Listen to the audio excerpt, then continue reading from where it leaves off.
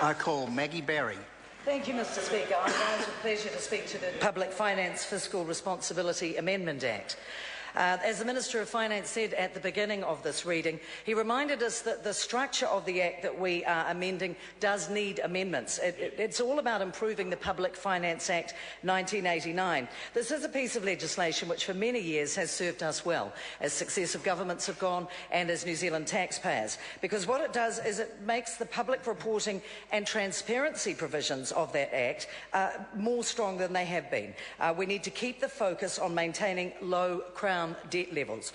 These amendments, as Minister English said at the outset, will add a new tool to the toolbox to help governments manage finances more responsibly. What's the problem with that? I mean, the Greens say they support it, but they're doing $1 each way because they're also criticising us unfairly on a number of other levels, as is their wont. Nothing new there. But the principles of this amendment are absolutely sound.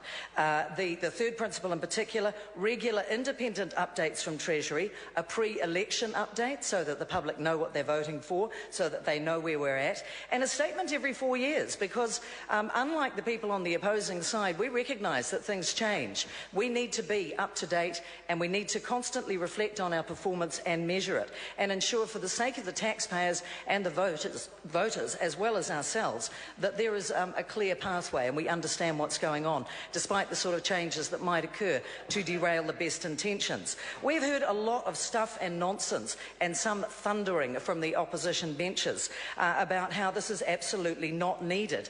To me, that speaks volumes about where they are coming from and their inclination to resist scrutiny. Trust us, they say. It's in our DNA, they say. The former member for Waimakariri thundered in his effortlessly unpleasant way.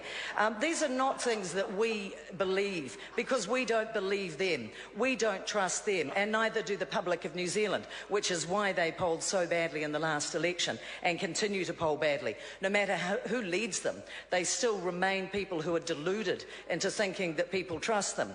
Phil Goff, who was the chief cheerleader back in the 1980s when they introduced GST.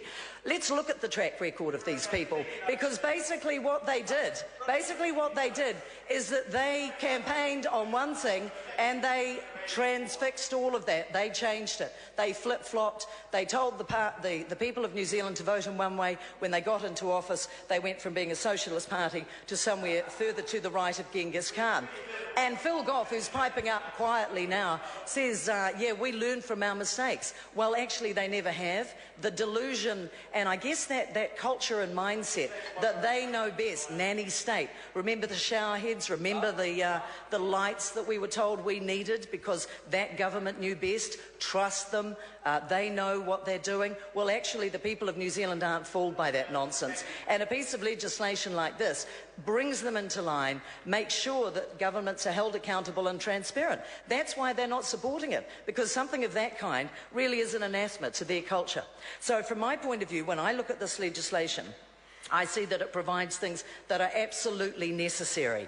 The Fiscal Strategy Report is basically a report card for taxpayers. It will include an assessment of the extent to which the fiscal performance of the government is consistent with its own published fiscal strategy. Now, what on earth is wrong with that? Taxpayers want to accurately measure what's going on with government expenditure. They have the right to know, and it is a mystery to me, although having said what I've said about my knowledge of Labor going back to the mid-80s, I am not surprised at their duplicity. They even manage to fool themselves that they think they know what they're doing and that they are able to be trusted, when firmly they are not. The public want to know what's going on. They need that transparency and they deserve it, and that's what this bill does. Fiscal responsibility means managing the Crown's finances prudently, but it also means making sure that New Zealand's fiscal institutions and practices remain fit for purpose. That's what this bill is all about, and that's why I support it unreservedly and commend it to the House. Call Andrew Williams.